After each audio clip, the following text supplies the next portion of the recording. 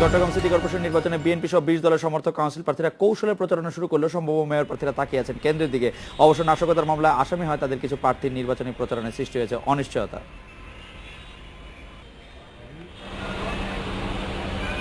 2010 সালের 17 June Chittagong city corporation নির্বাচনে 41টি সাধারণ কাউন্সিলর পদের বিপরীতে বিএনপি সমর্থিত 18 জন, জামায়াতের 2 জন প্রার্থী জয়লাভ করেছিলেন। এছাড়া 14টি নারী কাউন্সিলর পদের মধ্যে বিএনপি সমর্থিত 2 জন জয়লাভ করেন। সেবার বিএনপি জামাত জোটের প্রায় শতাধিক প্রার্থী কাউন্সিলর পদে প্রতিদ্বন্দ্বিতা করেছিলেন। এবারও নির্বাচনের তারিখ ঘোষণার অনেক আগে থেকেই মাঠে নামেন বিএনপির কাউন্সিলর হতে আগ্রহীরা। যে বিএনপি আমি করি, কিন্তু তাই বলি আমি এত কাজ করার পরে আমার জায়গাটা আমি সারিয়ে দিতে পারি না। আমি যদি আমার স্থলে অন্যজন আসলে জনগণ এবং গরিব দুর্গী মানুষ তাদের কাছে যাইতে পারবে না। এদিকে চলমান আন্দোলনে সক্রিয় বিএনপি 13 জন বর্তমান কাউন্সিলরের বিরুদ্ধে নাশকতা সহ বিভিন্ন অভিযোগে মামলা রয়েছে। কারাগারেও রয়েছেন এক কাউন্সিলর, বেশ কয়েকজন রয়েছে আত্মগোপনে। এই অবস্থায় নির্বাচনে প্রচারণা চালানো কষ্টকর বলে মনে করছে বিএনপি সমর্থক প্রার্থীরা। বিএনপির লিডার যারা আছে তারা বেরিয়ে আসলে তো তাদেরকে অ্যারেস্ট করবে, তাদেরকে অ্যারেস্ট করে তাদের মানে একটা ভয় আছে তো। আর একটা দুইটা এখন যেন 10টা 12টা করে দিয়েছে। তো সামনে নির্বাচনকে সুষ্ঠু করতে হলে এই মিথ্যা কেস এগুলো থেকে সরে দাঁড়াতে হবে। পুলিশ বলছে প্রার্থীদের হয়রানি নয়, অপরাধীদের ধরতেই বেশি গুরুত্ব দিচ্ছেন তারা। যাদের বিরুদ্ধে মামলা আছে তারা তো চিহ্নিত লোক, ফলে মামলার মাথায় নিয়ে কেউ পুলিশের সামনে প্রকাশ্যে ঘুরে বেড়াবে এমন হতে পারবে না। যারা আসামি তাদেরকে জেলখানায় থাকতে হবে, আর যারা ভালো মানুষ তারা নির্বাচন করবে। সরকার বিরোধী আন্দোলনে নতুন নতুন কৌশল নিয়ে ব্যস্ত 20 দলীয় জোটের নেতাকর্মীরা। এই অবস্থায় মেয়র পদে প্রতিদ্বন্দ্বিতায় আগ্রহী অনেকে আত্মগোপনে থাকায় তাদের সাথে যোগাযোগ করা যাচ্ছে না। অনুপম শীল, ইন্ডিপেন্ডেন্ট নিউজ, চট্টগ্রাম। এদিকে সিটি নির্বাচনে আওয়ামী লীগ সমর্থক সম্ভাব্য প্রার্থীরা মাঠে নেমে পড়েছেন। অবশ্য ঢাকা উত্তর সিটি কর্পোরেশনের মেয়র পদে নির্বাচন করবেন না বলে ঘোষণা দিয়েছেন কামাল আহমেদ মজুমদার। আর দক্ষিণে হাজী মোহাম্মদ সেলিম শেষ পর্যন্ত প্রার্থী থাকবেন বলে জানিয়েছেন ক্ষমতাসীন আওয়ামী লীগ। এরই মধ্যে ঘোষণা দিয়েছে দলের সিদ্ধান্তের বাইরে নির্বাচন করলে কঠোর ব্যবস্থা নেওয়া হবে।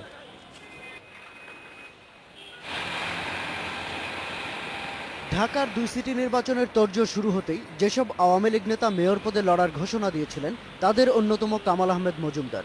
ঢাকা উত্তরে এই পদে আনিসুল হককে সমর্থন দিলে ক্ষুব্ধ প্রতিক্রিয়া জানিয়েছিলেন তিনি, কিন্তু শেষ পর্যন্ত সিদ্ধান্ত পরিবর্তন করেছেন এই আওয়ামী লীগ দলীয় সংসদ সদস্য। নেত্রীর নির্দেশ শিরোধার্য, এবং আমি সবাইকে আহ্বান জানাবো, আমার নেতা কর্মী হিতাকাঙ্ক্ষী যারা আমার জন্য কাজ করেছেন সবাইকে বলবো যে দলীয় সমর্থন যার প্রতি রয়েছে সে আনিসুল হক সাহেব, ওনাকে আপনারা নির্বাচিত করবেন। রাগ নাই, দুঃখ নাই, কারণ আমি আওয়ামী লীগের একজন পরীক্ষিত কর্মী। অবশ্যই আনিসুল হকের জন্য মানে খুব খোলা মনেই তার জন্য কাজ করব।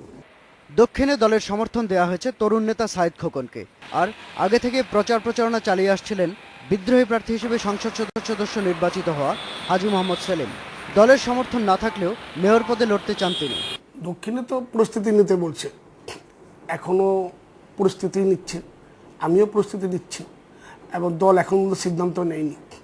আর নিশ্চয়ই দল রোড লেভেল থেকে যাচাই বাছাই করে আওয়ামী লীগের নেতাকর্মীরা কোথায় আছে, কার সঙ্গে থাকতে চায়, কাকে ভোট দিবে, সাধারণ মানুষ কাকে ভোট দিবে, সেইগুলি দেখে বিশ্লেষণ করে তারপরেই চূড়ান্ত সিদ্ধান্ত নেবে আমার বিশ্বাস। সেলিম মনে করেন শেষ পর্যন্ত সব দিক বিবেচনা করে দল তাকেই সমর্থন দেবে। শাহাদাত স্বপন, ইন্ডিপেন্ডেন্ট নিউজ, ঢাকা। এই মুহূর্তে আমাদের সঙ্গে যোগ দিচ্ছেন ঢাকা সিটি কর্পোরেশনের সম্ভাব্য মেয়র পদপ্রার্থী হাজী সেলিম, এখলাসউদ্দিন মোল্লা ও ববি হাজ্জাজ। জনাব হাজী সেলিম, আপনি একজন সম্মানিত সংসদ সদস্য। আপনি সংসদ সদস্য হিসাবে আপনার বিভিন্ন সময় আমরা বিভিন্ন বক্তব্য শুনেছি আপনি অনেক গর্বিত, কিন্তু আপনি সিটি কর্পোরেশনে মেয়র পদে নির্বাচন করতে চান সংসদ সদস্য পদে পদত্যাগ করে। কেন?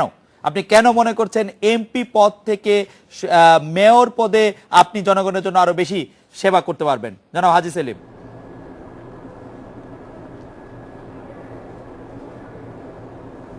জনগণ আমাকে চাচ্ছে, দক্ষিণের জনগণ আমাকে হাতছানি দিয়ে ডাকছে।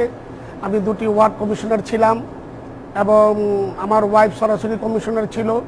আমি ভারপ্রাপ্ত মেয়র ছিলাম, এমপি ছিলাম এবং জনগণের সঙ্গে পাক বিরোধী দল থাকা অবস্থায় 5 বছর জনগণের নেতা কর্মীদের সঙ্গে ছিলাম এবং জননেত্রী শেখ হাসিনার বিরোধী দলের নেত্রী থাকাকালীন উনি যা কর্মসূচিগুলি দিয়েছে ভোট আর ভাতের লড়াইয়ের জন্য, সেগুলি কর্মসূচি পালন করতে গিয়ে 137টি মামলা খেয়েছি। শুধু আমি নয়, আমার আওয়ামী লীগের নেতা কর্মী, যুবলীগ, স্বেচ্ছাসেবক লীগ, ছাত্রলীগ, মহিলা লীগ আমাকে সহ জড়িয়ে দিয়েছিল 5টি হত্যা মামলা সহ। এবং সেই মামলাগুলি নিয়ে জনাব হাজী সেলিম, আপনি জনগণ আপনাকে চাইছে আপনি মেয়র হন, সেটি কেন? আপনার কি এমন বৈশিষ্ট্য বা আপনি কি এমন করবেন জনগণের জন্য যে জনগণ আপনাকে হাতছানি দিয়ে ডাকবে বা ডাকছে? আপনি আওয়ামী লীগের জন্য অনেক করেছেন, সেটি আপনি বললেন, কিন্তু জনগণের জন্য আপনি কি করেছেন জনাব হাজী সেলিম? কারণ আমি ঢাকা জনগণের করেছি বিধায় তো 2টি ওয়ার্ড কমিশনার হলাম। জনগণের জন্য করেছি দিকে তো এমপি হয়েছি, আবার এমপি হয়েছিলাম, কিন্তু রাতের অন্ধকারে বিএনপি 976 ভোটে হারিয়ে দিল। তারপরে এবার স্বতন্ত্র প্রার্থীতে এমপি হয়েছি। এই জন্য জনগণ মনে করে, আর আমি কমিশনার ছিলাম, আমার কাজ ছিল সকালবেলা ড্রেন পরিষ্কার করা, এই ঝাড়ু দেওয়া, বাতি লাগানো, রাস্তা পাকা করা আর এলাকাকে দেখে শুনে রাখার জন্য। ভাই বন্ধু বান্ধবের ঝগড়া লাগলে সেটাকে বিচার সালিসের মাধ্যমে এলাকাকে কন্ট্রোল রেখেছি, কোনো চাঁদাবাজি সন্ত্রাসী হতে দেই নাই।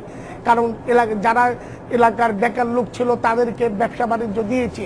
এই জন্য আর সিটি কর্পোরেশন এই অভিজ্ঞতার লোকের দরকার, অনভিজ্ঞ লোক গিয়ে সিটি কর্পোরেশন চালানো যাবে না। জনাব হাজী সেলিম, আপনি দলের জন্য জনগণের জন্য এত কিছু করেছেন। জনাব হাজী সেলিম, আপনি দলের জন্য জনগণের জন্য এত কিছু করেছেন, কিন্তু আপনার দল আওয়ামী লীগ আপনাকে সংসদ নির্বাচন পদে মনোনয়ন দেয়নি, আপনার দল আপনাকে মেয়র পদে সমর্থন দিচ্ছে না, সেটি কেন? আওয়ামী লীগ কেন আপনার এই অবদান আওয়ামী লীগের চোখে পড়ছে না?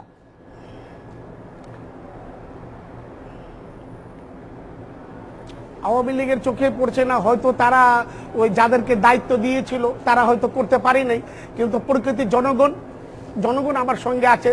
জনগণ আমাকে সংসদে পাঠিয়েছে কথা বলার জন্য, জনগণের কথা বললাম। এই জন্য জনগণ বলছে আমাকে, এবং জনগণ নয়, আওয়ামী লীগের নেতাকর্মী যারা আছে সবাই আমার সঙ্গে আছে। ওরাই চাচ্ছে সিটি কর্পোরেশনের নির্বাচনের মাধ্যমে সেখানে গিয়ে এই ঢাকা শহর অভিভাবকবিহীন ঢাকা শহর, তাদের এই ঢাকা শহর অভিভাবকবিহীন কাউন্সিলর নাই, এই জন্য রাস্তাঘাট ঠিক নাই, সেগুলি ঠিকঠাক করার জন্য পাঠাচ্ছে। ওদের স্বপ্ন আমি তাদের বাস্তবায়ন করতে পারবো। ঢাকা আবার প্রাণ। জনাব হাজী সেলিম, আপনাকে অনেক ধন্যবাদ। জনাব এখলাসউদ্দিন মোল্লা, আপনার ভাই সংসদ সদস্য জনাব ইলিয়াস মোল্লা, তার দল থেকে উত্তরে প্রার্থী সমর্থন দেওয়া হয়েছে তাকে। আপনার সমর্থক আসলে কারা? আপনি মিরপুরে স্বতন্ত্র থেকে সংসদ নির্বাচন করেও পরাজিত হয়েছেন। আপনি কেন আপনি ভাবছেন যে আপনাকে জনগণ উত্তরের মেয়র পদে দেখতে চায়? জনাব এখলাসউদ্দিন মোল্লা।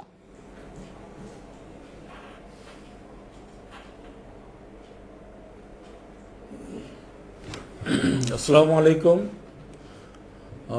আমি, আপনারা সকলে আমাকে চেনেন। আমার বাবা মরহুম হারুন রশিদ মোল্লা এবং আমার দাদা হাজী কুজিত আলী মোল্লা তৎকালীন 42 বছর প্রেসিডেন্ট ছিলেন। তখন আমাদের থানা ছিল ক্যান্ডিগঞ্জ থানা। আমার দাদা যখন মারা যান 1965 সনে, তখন আমার বাবা মরহুম হারুন রশিদ মোল্লা এই বৃহত্তর মিরপুরের চেয়ারম্যান হন। আমাদের থানা ছিল তেজগাঁও থানা।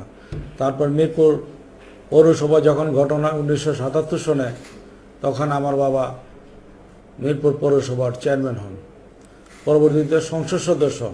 তা আমাদের পরিবারটাই জনগণের খেদমত করে আসছে। আমার দাদা বাবা পূর্বপুরুষ এই জনগণের পাশে ছিল সুখে দুঃখে।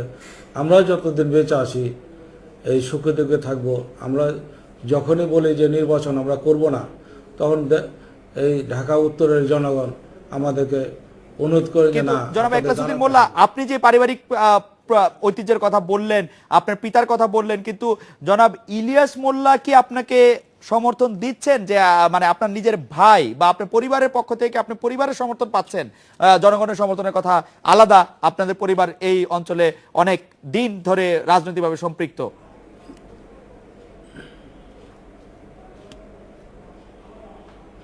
পরিবারের সমর্থন নিয়ে আমি দাঁড়িয়েছি। আমার ছোট ভাই ও সংসদ সদস্য হয়েছে, আমি তার জন্য দোয়া করি। তো এটা গণতন্ত্র দেশ, সবারই অধিকার আছে ব্যক্তিগত মতামত। জি, জনাব একলাসউদ্দিন মোল্লা, আপনি মেয়র হলে সবার আগে সবচেয়ে বেশি কি করতে চাইবেন? কোনটি ঢাকা শহরের সবচেয়ে বড় সমস্যা?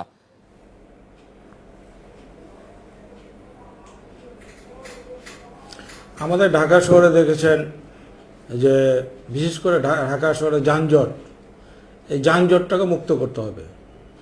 আর বিশেষ করে আমাদের ঢাকা শহরে যে বেকার ছেলেপেলে, এদেরকে পুনর্বাসন কাজে লাগাতে হবে। যারা বেকার থাকবে অটোমেটিক তারা পরিবেশ এবং নিজের ক্যারেক্টার তাদের অবনীত হয়ে যায়। এদেরকে যদি আমরা সঠিকভাবে কাজে লাগাতে পারি তাহলে আমাদের দেশে এই ক্রাইম এবং এই যে ঘরে ঘরে যে ঝামেলা হচ্ছে এটা অনেক দূর হইবে। জনাব একলাসউদ্দিন মোল্লা, আপনাকে অনেক ধন্যবাদ। ববি হাজ্জাজ, ঢাকা উত্তরে এরই মধ্যে জাপা চেয়ারম্যান, জাতীয় পার্টির চেয়ারম্যান একজন মেয়র প্রার্থীকে প্রকাশ্য সমর্থন দিয়েছেন। আপনিও একই দিনে মনোনয়নপত্র কিনলেন এবং তার কিছু অব্যাহতি পরেই আমরা জাতীয় পার্টির একটি প্রেস বার্তা জানতে পারলাম যে আপনাকে জাতীয় পার্টির চেয়ারম্যানের বিশেষ উপদেষ্টা পদ থেকে অব্যাহতি দেওয়া হয়েছে। আপনি জাতীয় পার্টির সাথে সম্পৃক্ত ছিলেন। আপনার প্রেস রিলিজে বলা হয়েছে যে জাতীয় পার্টির সাথে আপনার আর কোনো ধরনের সংশ্লিষ্টতা থাকবে না বলে জাতীয় পার্টির চেয়ারম্যান নির্দেশ প্রদান করেছেন। আপনি জাতীয় পার্টি চেয়ারম্যানের এই সিদ্ধান্তে হতবাক হয়েছেন কিনা, অবাক হয়েছেন কিনা, বা আপনি দুঃখ পেয়েছেন কিনা? ববি হাজ্জাজ। আসসালামু আলাইকুম। প্রথমত আমি প্রথমেই যখন অ্যানাউন্স করেছি আমার ক্যান্ডিডেসি, আমি খুব পরিষ্কারভাবে অ্যানাউন্স করেছি যে এটা নির্দলীয় নির্বাচন এবং আমি একদম সেপারেটলি দলের বাইরে ইন্ডিপেন্ডেন্ট ক্যান্ডিডেট হিসেবে, যেহেতু নির্দলীয় নির্বাচন, ইন্ডিপেন্ডেন্ট ক্যান্ডিডেট হিসেবে আমার নাম অফার করছি। আমি এখনো কিন্তু ফর্মও জমা দিইনি, আমি শুধু ডিক্লেয়ার করেছি যে আমি ক্যান্ডিডেসিতে ইন্টারেস্টেড। এবং এটা নির্দলীয় নির্বাচন, তারপরও আমি পরিষ্কারভাবে দলীয় সব নেতৃবৃন্দদের কাছে মানে রিকোয়েস্ট জানিয়েছি যে তারা যেন দলের বাইরে আমার জন্য বা কারোর জন্য কোনো কাজ না করে। মানে আমাকে ক্যান্ডিডেট হিসেবে যদি তাদের পছন্দ হয়, আমি ঢাকা শহর যেভাবে দেখতে চাই, ঢাকা আমার শহর, ঢাকা আমার স্বপ্নের শহর আমি বানাতে চাই এবং ঢাকা আমাদের সবার স্বপ্নের শহর আমি বানাতে চাই। তো সেটা তারা যারা বিশ্বাস করবেন তারা আমাকে সাপোর্ট দিবেন, তারা আমাকে দোয়া দিবেন, কিন্তু তার বাইরে দলীয় কোনো সাপোর্ট আমি চাইনি, কামনা করিনি।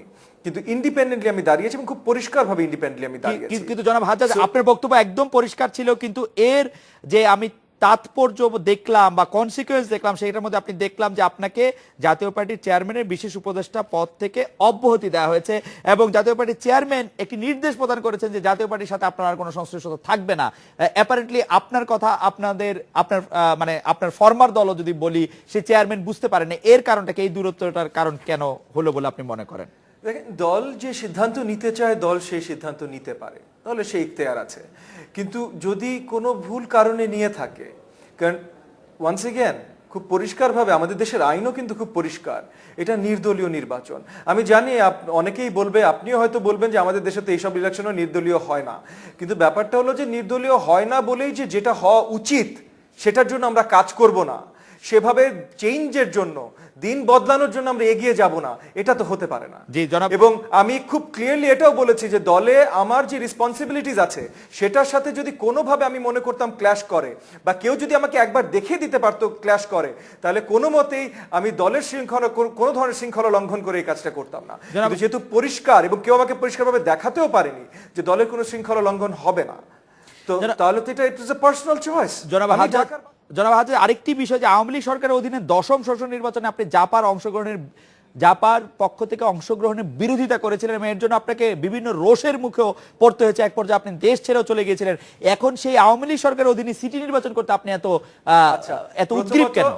আমি আপনি যে 5ই জানুয়ারি নির্বাচনের কথা বলছেন, ওই 5ই জানুয়ারির নির্বাচনের কোনো বিরোধিতা আমি করিনি। আমি দলের জন্য কাজ করেছি, দল বিরোধিতা করেছিল, ববি হাজ্জাজ করেনি। দল যখন বিরোধিতা করেছিল তখন দলের জন্য চাপ নেওয়ার জন্য একমাত্র আমি দাঁড়িয়েছিলাম। এবং আপনারা মিডিয়াতে আপনারা সবাই জানেন যে আমার কি রিস্ক নিয়ে, কতখানি বোঝা আমি একা ঘাড়ে নিয়ে তখন দলের জন্য কাজ করেছি। এবং দলের জন্য কাজ করেছি, আমি বলছি না কখনো আর করব না, কিন্তু সেই দল যদি ইন্ডিপেন্ডেন্টলি এবং খুব পরিষ্কারভাবে ইন্ডিপেন্ডেন্টলি যখন আমি আলাদা কিছু একটা করতে চাই, ঢাকাবাসীদের জন্য কিছু একটা দিতে চেষ্টা করতে চাই, তখন যদি এই ধরনের একটা ডিসিশন দল থেকে আসে, তাহলে আমি মনে করি সেটা অত্যন্ত নিন্দনীয়।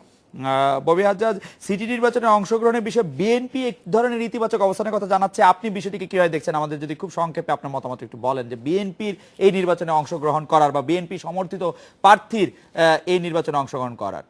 দেখেন, জাতীয় রাজনীতি থেকে শহরের এই সিটি মেয়র অ্যান্ড এই যে আপনার কাউন্সিলর অ্যান্ড কমিশনার নির্বাচনগুলো বেশ আলাদা। এটা সিটির অ্যাডমিনিস্ট্রেশন রিলেটেড, এবং ঢাকাবাসীদের সুন্দর একটা ঢাকা দেওয়ার জন্য এই অ্যাডমিনিস্ট্রেশনটা প্রপার অ্যাডমিনিস্ট্রেশন থাকতে হবে, নির্বাচিত একটা অ্যাডমিনিস্ট্রেশন থাকতে হবে। সো জাতীয় রাজনীতিতে যার স্ট্যান্স যেটাই থাকুক না কেন, এখানে আমি বিশ্বাস করি সবারই অংশগ্রহণ করা উচিত। জনাব ববি হাজ্জাজ, আপনাকে অনেক ধন্যবাদ। জনাব একলাসউদ্দিন মোল্লা। একটি বিরতি নিচ্ছি, ফিরছি একটু পরে।